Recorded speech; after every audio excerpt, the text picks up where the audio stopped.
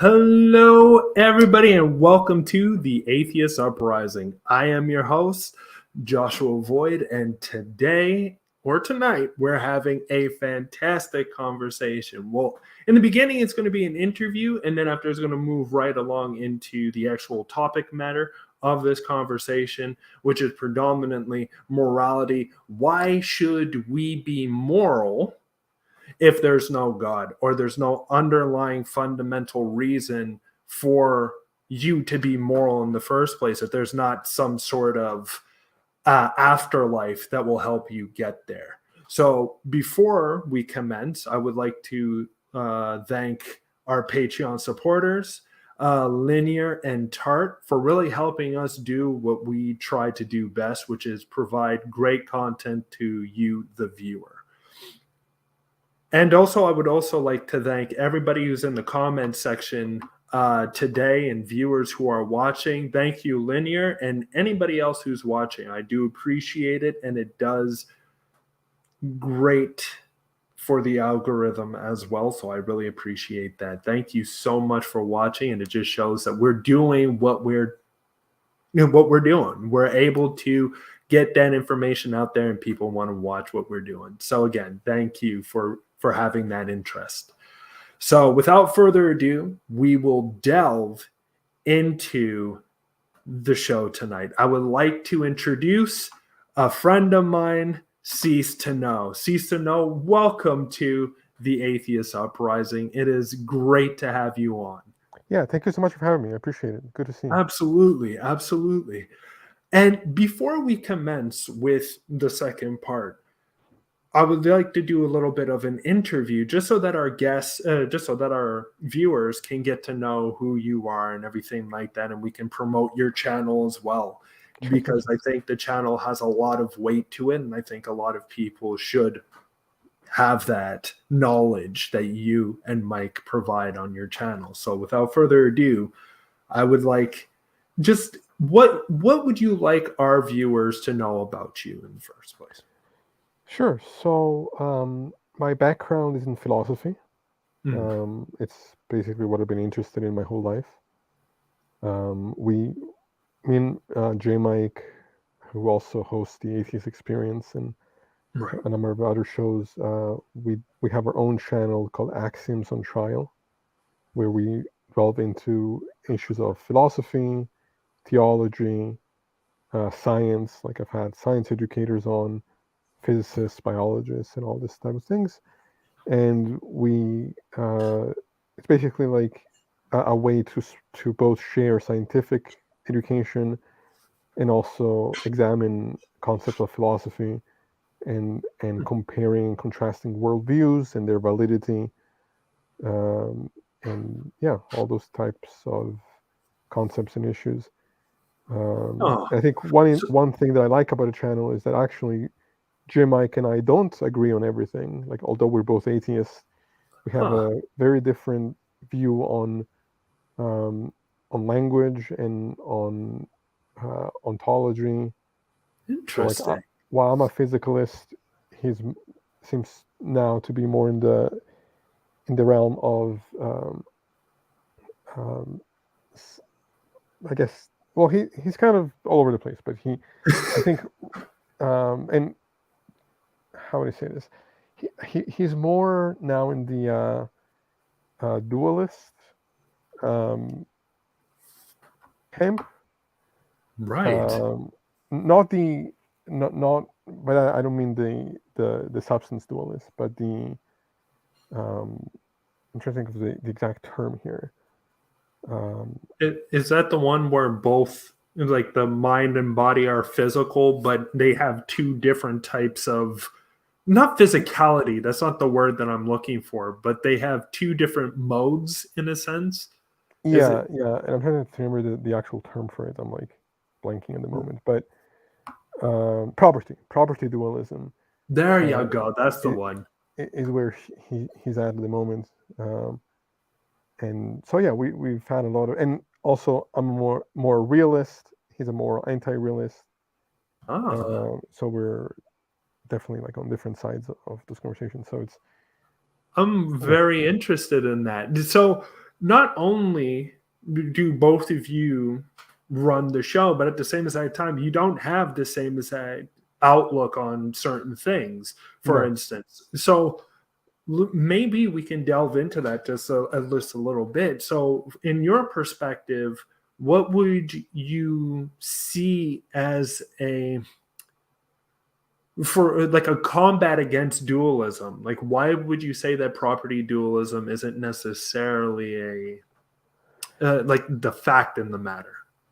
Yeah, there's a lot to unpack there. I think my rejection of property dualism is a linguistic one. So that Hmm. I think that um, there is the problems that arise with the physicalist view can be resolved by looking at the way in which language is used. So Hmm. there may be problems in terms of our access to the nature of things, Okay. but that doesn't undermine the idea that it would all be physical. It just uh, it's a linguistic issue, and so I understand where the uh, property dualist is coming from, but I think that position overcomplicates things Hmm. unnecessarily. I would And get that too. I would think because for me, I've been reading a little more about Milken, for instance, and also um, what's the I forget his name. Drisk, I believe his name is, or Drisky. I'm not sure. Because for him, what he talks about in mind is more that we are constantly trying to grab at a dualistic perspective, but at the same exact time, he says that there's more of a naturalistic way of looking at the mind rather than thinking that there's actually dual properties.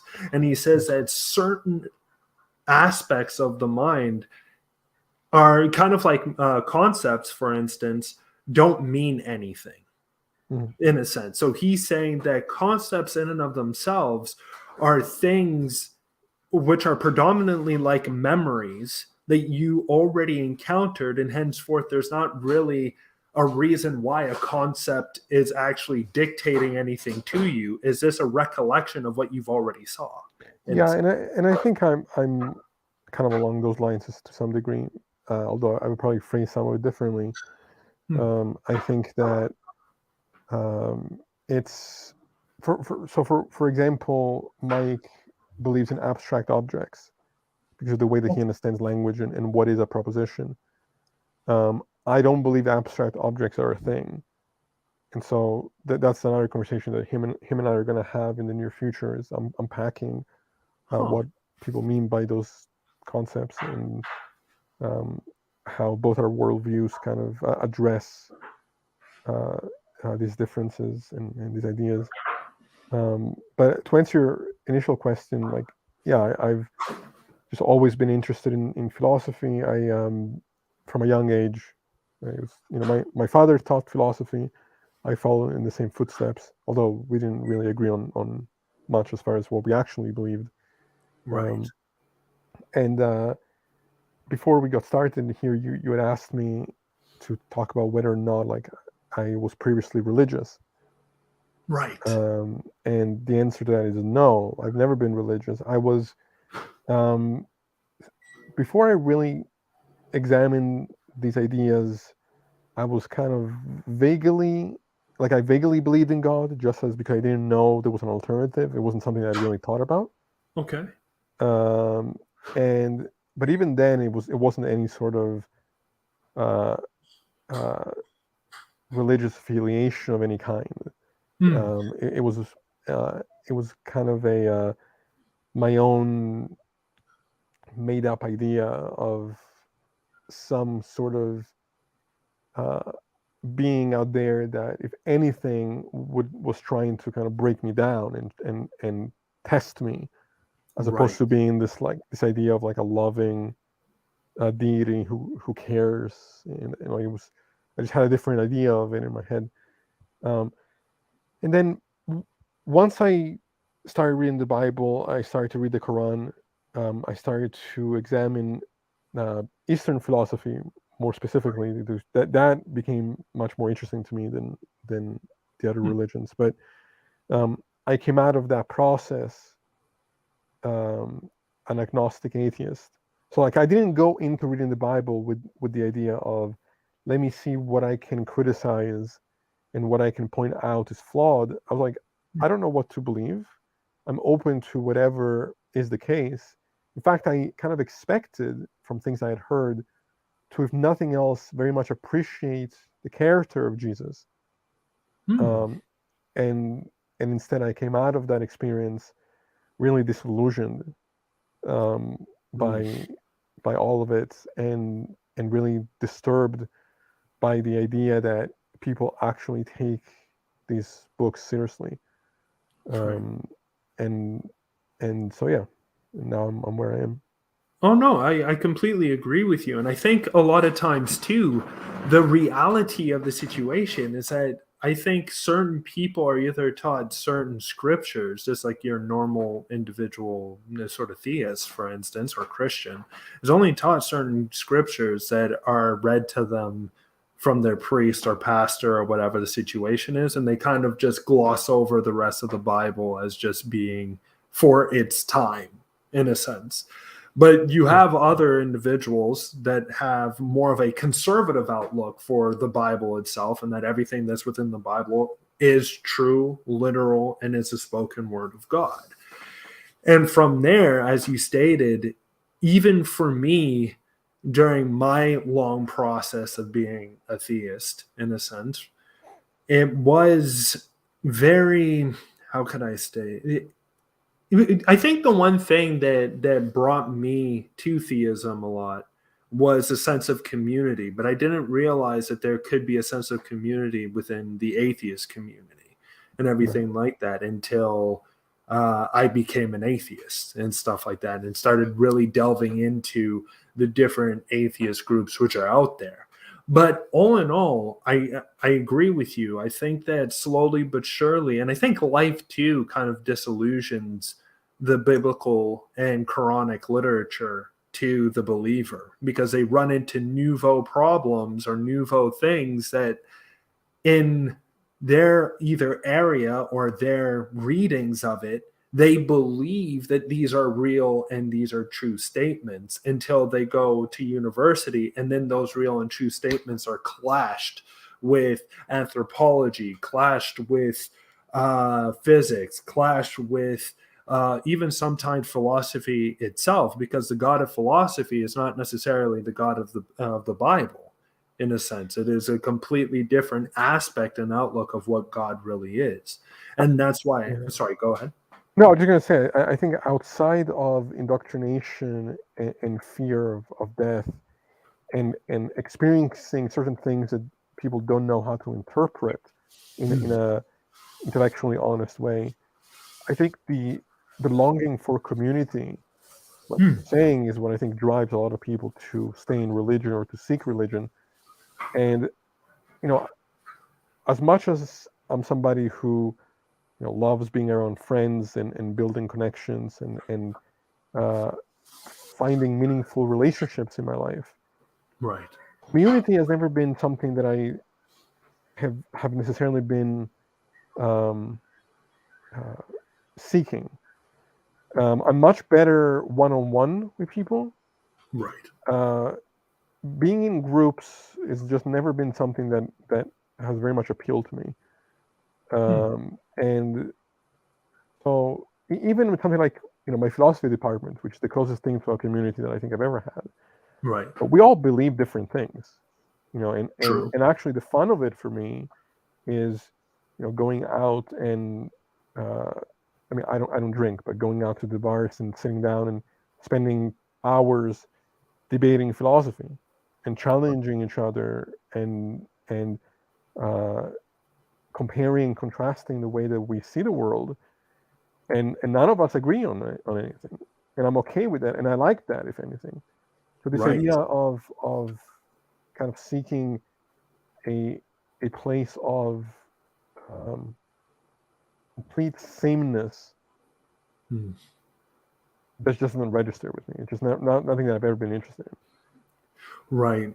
Right. And I can definitely understand that because after a while, it's I find it's beneficial when individuals have different ideas and different concepts of how things are. And then after you end up having conversations with them and trying to deduce how they got to that specific thought Much process. more enjoyable. Like I preferred that far more Absolutely.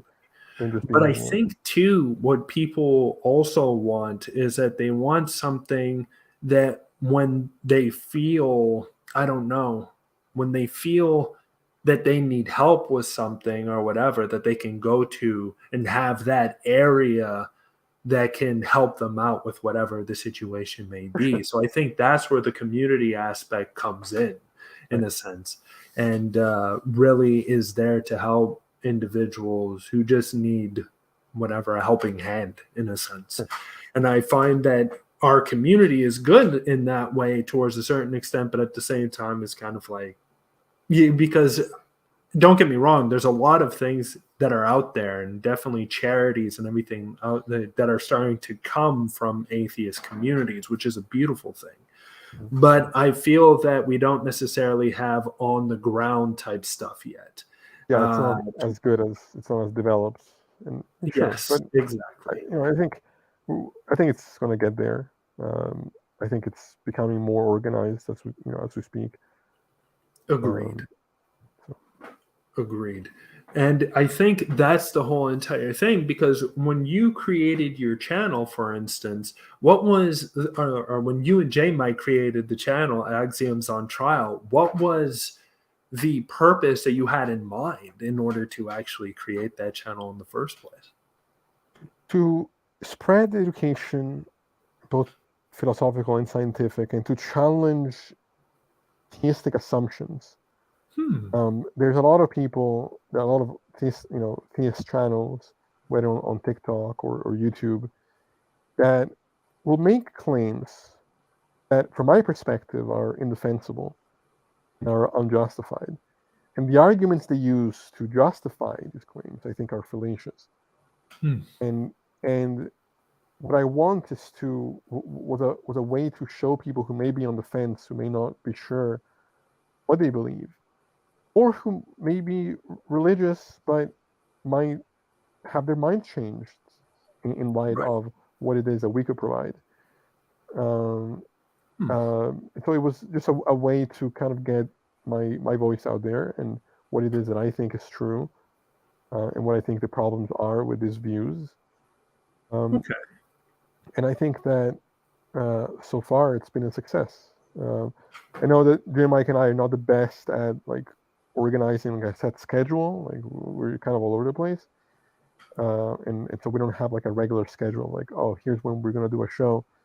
I think both of us are very kind of on the fly type, Right. and that's something that I'm trying to work on slowly. Um, but I think all things considered, I'm very proud of what it is we've accomplished so far. Yeah, because as I stated, even behind the scenes, the show has helped me kind of view certain arguments that have been used against me beforehand, but I didn't have the knowledge of how to actually circumvent that Yeah, and to go right at the crux at the issue. And after watching your show, I realized that there were certain ways that you could go around that, sure. and it has definitely helped me a lot Great. in my personal opinion. I'm really glad to hear that. Yeah. So that's the thing is that I think what you guys are doing is fantastic because you're bringing something that people can actually see tangibly and utilize in their everyday exchanges or whatever, or in their exchanges with other theists in the future, if they Yeah, do, or in the present, if they have a debate channel or whatever the situation is, they can really use the stuff that you and Jay might do and how you break down an argument and really flourish that into their own special way that they can also use too. So I think it's really good what you guys are doing, and I really do hope that you guys get much bigger and everything because thank you. the more the merrier, and that information spreading to more people is the best way of doing it. Good. I appreciate that. Thank you. Absolutely.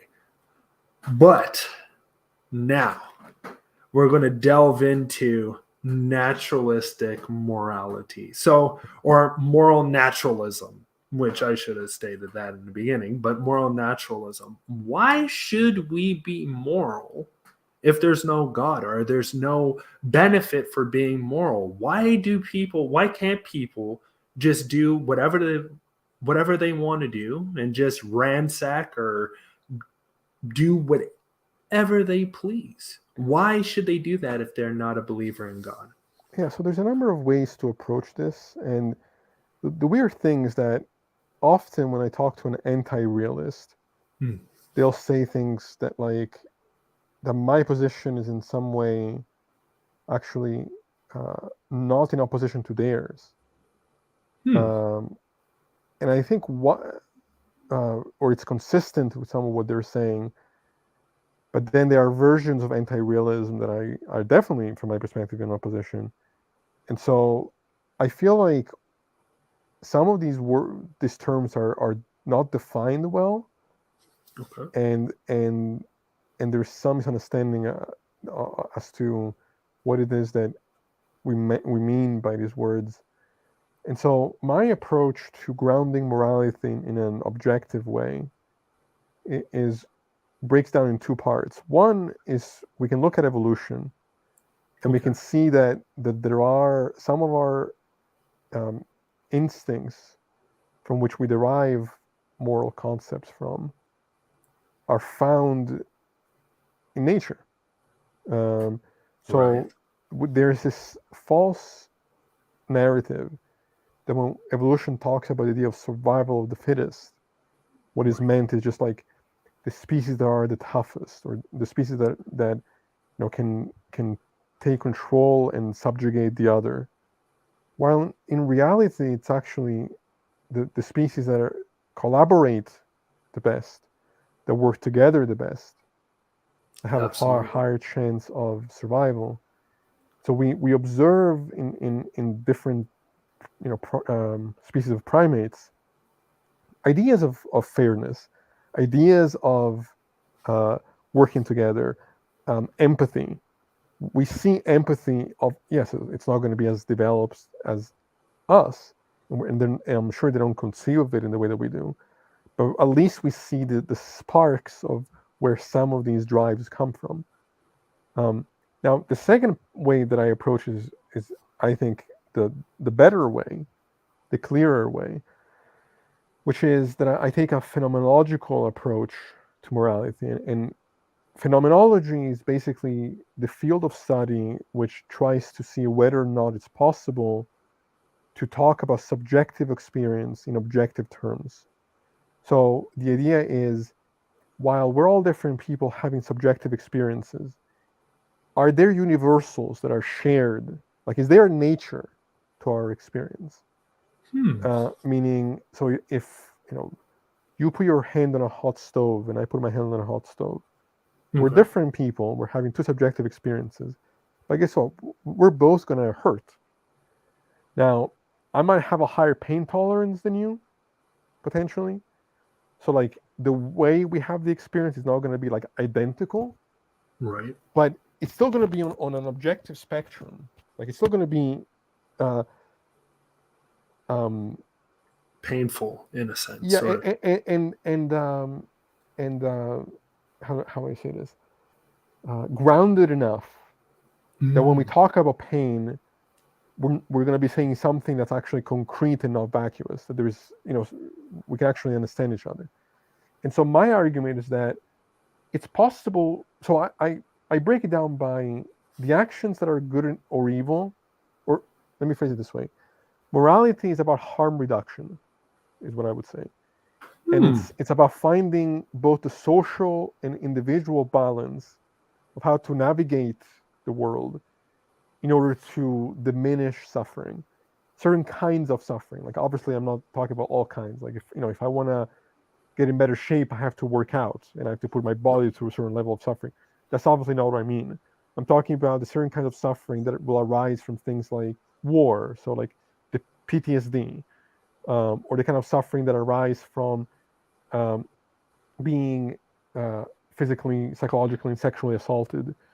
Right. And that it is um, an illusion to think that somebody can do harm on somebody else and experience well-being. They might experience momentary pleasure in some Right. sense, but in the long term, and this is coming from, I guess, more of my Buddhist background, what I'm suggesting is that actually the people that are harming others are harming themselves in some sense, Hmm. um, and you know, both in terms of what they're risking on a social level, like just practically, potentially going to be put away in prison or away to death, but Right. also emotionally.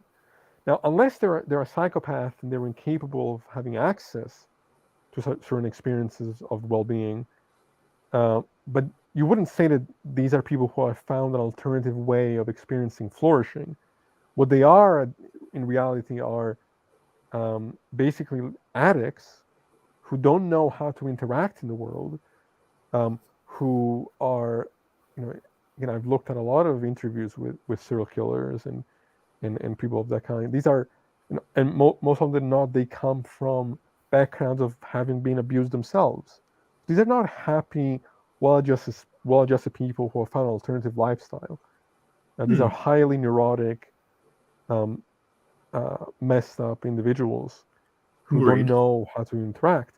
And so, my argument is that it's possible to value the wrong thing. It's possible to think that something you believe in or are doing will get you well-being, will get you to well-being, and actually be factually wrong about the matter and not realize it. The same way people thought at one point that, like, smoking couldn't cause health issues, and then we found out, well, when we learned more about what smoking does, that no, actually it can, and these are Right. the actual facts of the matter. So what I'm saying is that, like, if we look at the nature of mind itself, not individual opinion, not what the culture might happen to believe is the thing to follow, not just subjective beliefs, but facts that we can learn about the nature of the mind itself. So that Right. there are these actions that will lead us to well-being, these actions that will lead us to suffer, and there may be many, like maybe on a spectrum, like there may be a landscape of possibilities. And I take this. I agree with Tim Harris's notion of the moral landscape. That there could be many moral peaks, but there are going to be many moral valleys, and there's still going to be an objective difference between a valley and a peak. Now, Right. what I think is that he doesn't do a good job in actually unpacking these concepts and defending the the philosophy. So I try to kind of take what he did and go deeper with it. Interesting. Interesting. But the question, because I think with certain theists, let's just say, or certain individuals, they might say, well, the suffering that I've went through, for instance, sometimes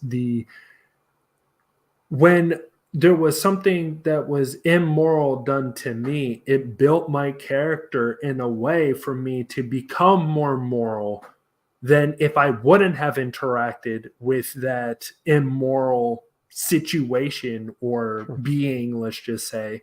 And I would continue to go on through my life without having that said experience. Maybe I myself wouldn't be as moral as I am today or at this moment or whatever the situation is. What would you say to an argument such as that? I think there's a difference between saying once we face hardship, you know, to find a way to not be uh, controlled by it, or to not have it be, to not have it become our identity, to find a way to build upon that in a positive way. That's obviously what we should do.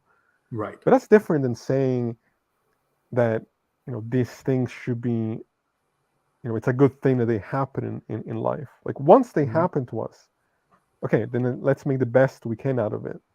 Right. Um, but I think there are alternative ways of figuring out how to become moral. Right. Uh, but obviously, I think there is a value to suffering. There is a value to hardship. I think it can build character. But I wouldn't go as far as to say, okay, well, therefore, it's a good thing that people, kill and rape each other. Like, obviously not, right? Like, Right. I would completely. But then again, I think just like in certain um, analytical philosophies, at least when it comes to theism, there's first order evils which have a tendency to build up second order goods in a sense.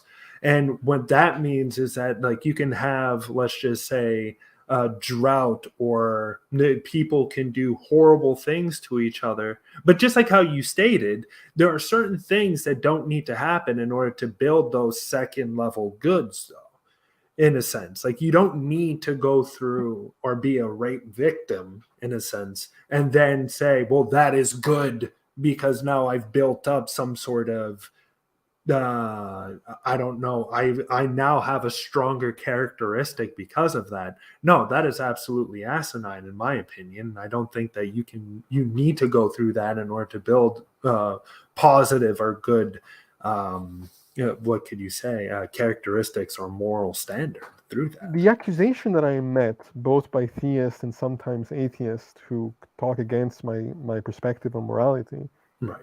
is the accusation that I'm somehow smuggling in the assumption that well-being is good to begin with. And I Huh. think that is nonsensical. I think words like good and evil are descriptors of the states that we find ourselves in, that we recognize. Like, that's what we do with language. We categorize Right. different experience. So it's not that I'm smuggling in anything. It's I'm recognizing that Right. I inherently value certain experiences over others, and that I don't buy the idea that somebody could value, throwing up until they're dead.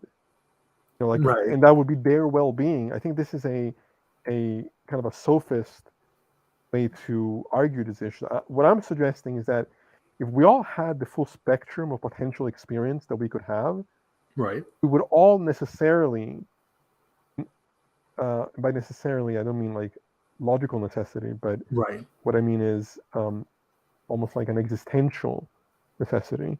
Huh. We would value certain experiences over others, and so Interesting. yeah, so we couldn't.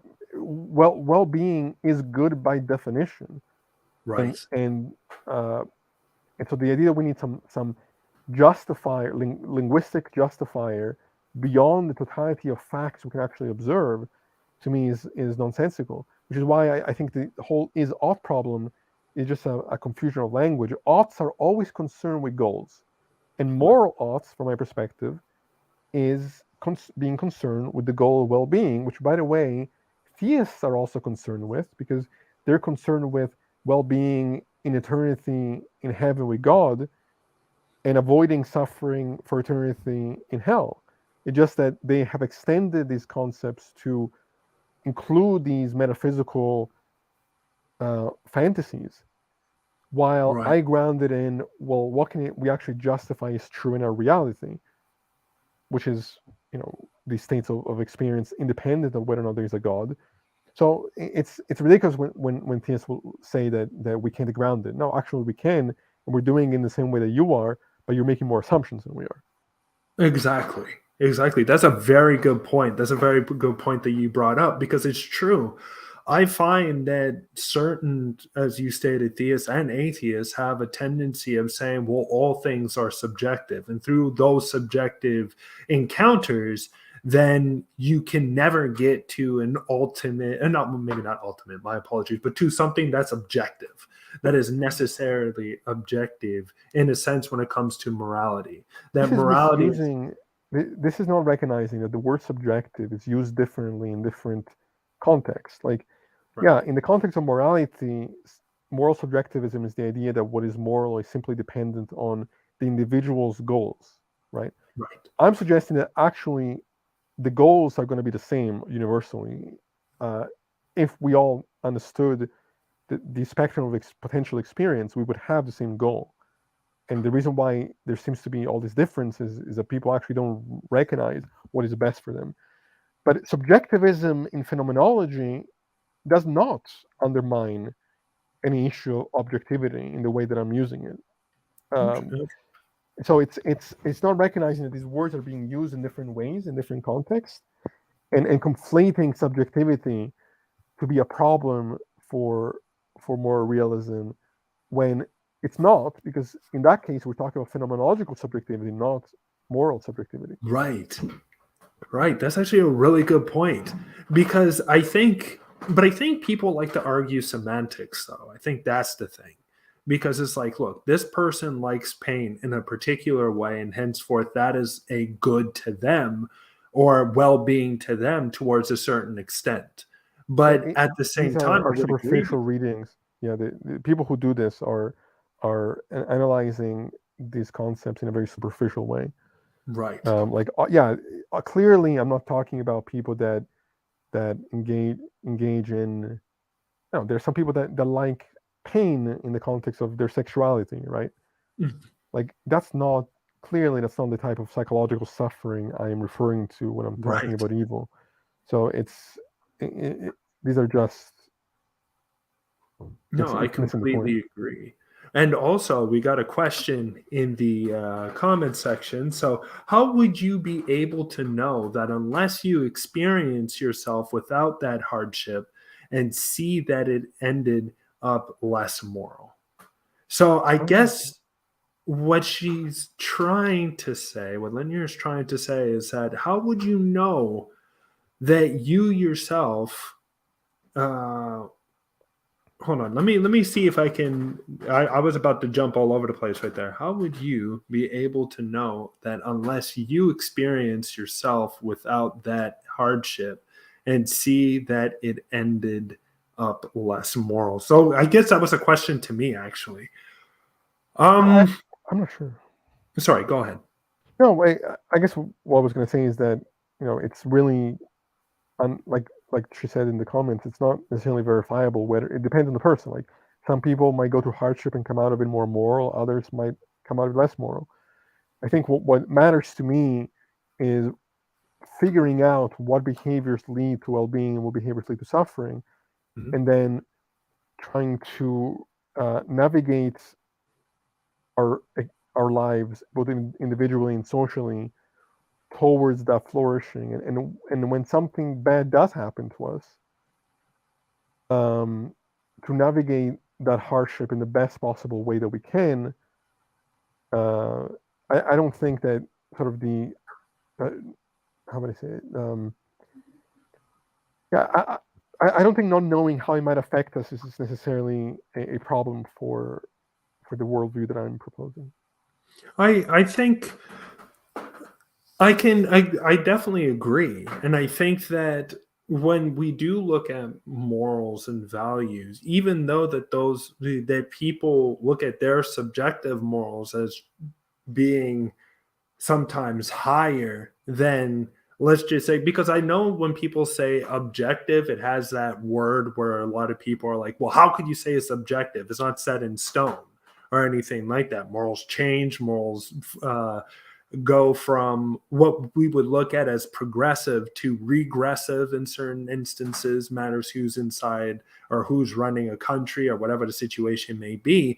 But I think people might have less of a take back if they hear kind of like moral collectivity in a sense, where we still have everybody with their subjective moral standard or viewpoint, but at the same time, we still live within a collective that has these morals that are propped up by society and by civilization. But that's not my view, because my view, I'm not concerned with what the collective believes. Okay.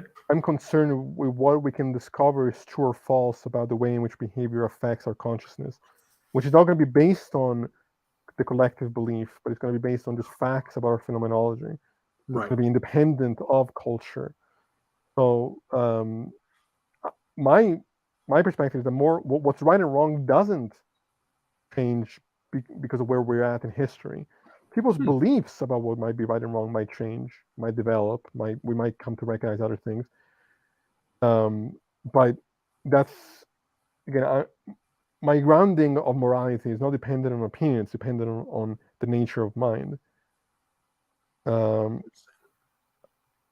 Begin to know is asking me. Yeah, right here. Does Cease think there's any greater misconception in philosophy than the idea that morality is subjective? I mean, I think that's up there. I think there's a lot of issues that I'm coming to find in philosophy that have to do with the way in which language is viewed, how we use language, what we're doing when we use language, and I'm the problem is that all these fields are interconnected, and Hmm. um, and so if somebody's making a mistake in the way they're viewing one aspect of philosophy, then it's going to color the way they see everything else. Right. And yeah, so for example, I think the differences that I have with my co-host is that how we end up viewing morality is in part due to the fact that we're looking at the ways in which values are derived differently, and also we're looking at the way in which we're using language to categorize experiences differently. Hmm. So yeah, uh, No, that's actually really good. That's really good. I do agree with that. I think that in the end, because even me, I am a moral subjectivist, and I think that predominantly the ideas and concepts that we come up with, in a sense, in order to create a moral framework in the future or whatever the situation is, will constantly, and I understand what you mean by objective, is that there's always this standard, there's always this concept that is there no matter what time frame you're in, and everything like that, that concept is that moral justification for not causing harm, for not doing things that are completely and absolutely immoral, monstrously, and stuff like that, such as we discussed beforehand, slaughters of people, or somebody going through I don't know, being sexually molested or something like that, and now needing to deal with those type of things, And I think that but I think the problem with moral objectivity, though, is that it is predominantly just a concept or a standard, a phasey concept or standard, which is out there that needs to compete with the subjective morals of people in general.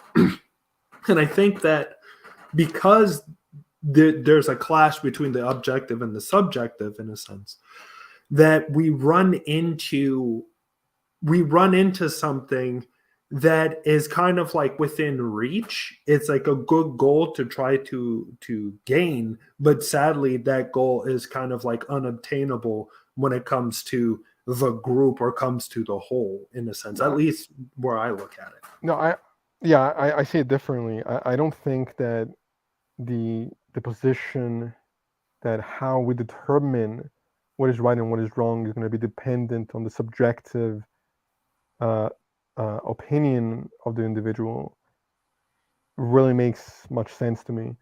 I Mm, don't think it's defensible given what we understand about our phenomenology.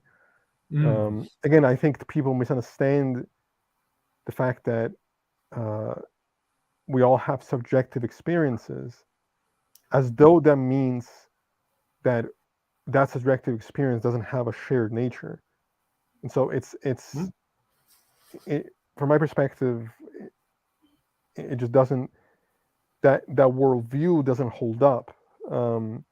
And and I think the idea that um, we can ground morality, like it is still based on our stances and our values, is not a problem, because what I'm saying is that these values arise from facts about our experience that we don't author, we don't uh, arbitrarily construct. There's things we observe, and then we build upon that observation as a secondary action.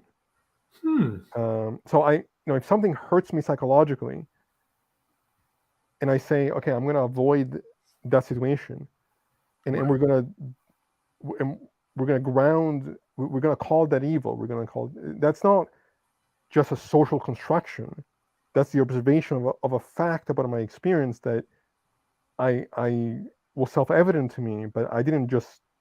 It's not something I made up. It's not something that's going to be really relative from person to person. It's just a fact of what we are as conscious beings. So there's a way I think to ground it in a very concrete way that's not going to run into these problems of anything goes because we're all different types of people. Interesting. Okay, so in the end, it's actually something that is already there and that we already perceive in a sense. And that's why we already have these distinctions, which are in there, stuff that is moral and immoral. You're stating that these things have already been kind of, I wouldn't want to say written within nature, but I would say they're already kind of like instilled, or they're already there, I should say, within nature Well, itself. to a degree, like I think it becomes more obvious when we talk about extreme situations. Okay. But it becomes much more difficult when we're talking about things that are more complex, like social systems and economic systems. Like how do we build society in such a way where we can maximize well-being? Hmm. I'm not saying that I have all the clear answer to every possible moral question. I'm saying that at least the extreme examples, like war or sexual abuse or things of that nature, at least show us that these questions have answers in principle. There are at least certain things that we can point to that say, yeah, if the word bad means anything, it means something when it comes to this situation, Right. um, and then we can build from there. Uh, Huh. Okay. That's really interesting because I've never really looked at it that way. I've always looked at it in a way where society and civilizations are the ones that build that moral framework that we have in a sense. So out of this subjective, there comes this concept of the objective in a sense. And from there, that's where it constantly builds. And how civilization gets, the more sort of quote unquote values or morals individuals have. For instance, like for the one thing that I would look at is if you look not with India, but if you look at other Western nations back 1,000 years ago or even more, there would be no such thing as veganism in a sense. Veganism is only something that is relatively recent, at least within the West. And when we're looking at that, it kind of shows that civilization sometimes does or is the mantle holder of or certain values and of certain morals, or at least the way how I perceive it is that civilization grows, and then after there seems to be this whole new veil of moral reality, for instance, that becomes more aware to those said individuals that are within that society. I would say that causing suffering to animals was immoral even before people understood it was immoral.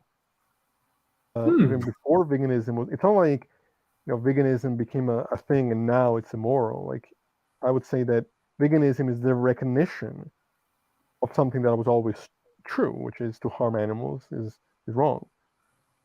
Hmm. Um, so Interesting. you know, So you're saying that the concept was already there. It was just that we kind of had to find it in a not sense. I wouldn't say the concept. I would say the facts of the matter was there, and then uh, we come to understand it through different means. Hmm. Interesting. Okay.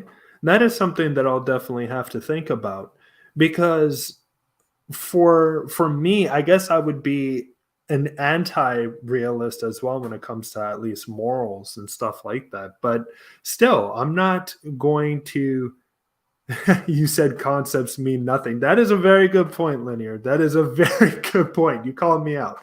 But all in all, what I'm trying to say is that the the underlying framework of morality is as real as, let's just say, the long, how could I say it?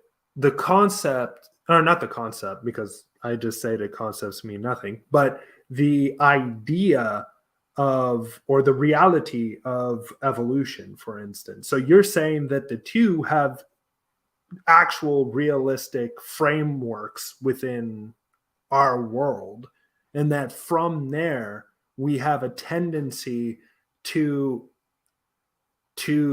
become more cognizant of these particular phenomena, in a sense, if I'm understanding it correctly. Yeah, I think so. Yeah. Okay, perfect. So I would say that, again, I don't know why, but I always, when I look at morals, I always I find it kind of like conceptual, in a sense, and I think that's the thing that I need to get around, is that, okay, it's not conceptual, it's actually within the framework of reality itself. But Well, I think about find, it. Think about it. Is it just a concept that if you put your hand on a hot stove, it hurts you, or is that just a fact of your conscious reality? that's a fact of our conscious reality. Right. So take that as a how would I say, like, as a foundation to then build upon a moral framework. Like we recognize that there are these facts about our conscious experience, and that good and evil apply to the maximization of well-being and the minimization of harm. That's what it's referring to. Right. Actually, hold on. Linear stated that I read her comment or question out of context. So I just want to see what the circumstance is here. Took out a lot of the stuff. Exactly. Cease, good point. The best at cooperation. Oh, okay, it's right here. Perhaps, okay, so this is the question. It's true, I did put it out of context. My apologies, Linear.